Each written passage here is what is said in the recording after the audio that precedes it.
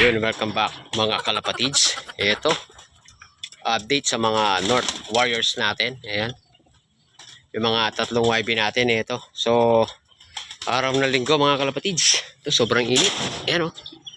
So ayan, naisipan kong paliguan yung mga Warriors natin. Ito yung gamit natin mga kalapatids. So, ayan.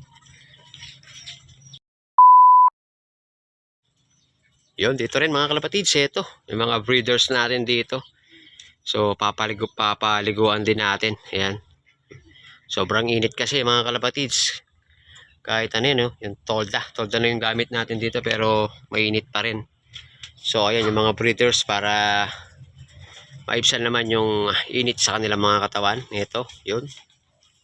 Papaliguan din natin gamit yung pampaligo natin na Ceromite. At yung mga iba doon mga kalapatids, yung mga stock bird natin doon. So ito mga kalapatids. So yan. Yun yung mga pahabol nating North. Oh. Yun. Dalawa, tatlo, tig-isa-isa. Tig-isa-isa lang yung mga naging anak nila. Ayun.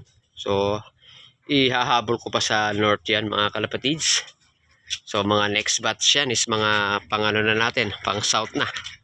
Ito, baka ito, nagpisa na to eh.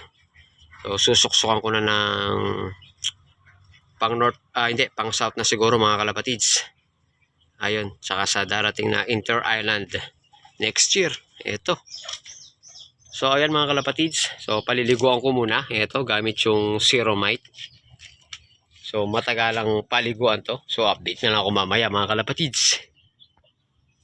Many minutes later.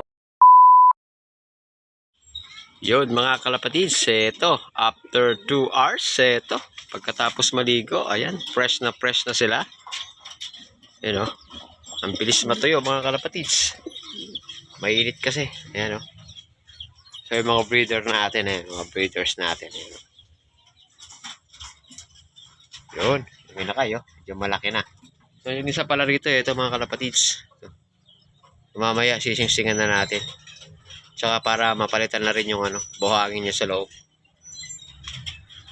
Ito malaki na. So ilang araw na lang pwede nang ialisin dito. Yun. Yun mga kalapatids. At doon sa mga flyers natin doon. Yun. Tuyo na rin. So ayun. Na-press ko sila ngayon.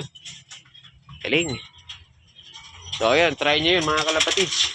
Yung ginagamit natin na Ceromite. So yun. Effective talaga. So nawawala yung mga kuto.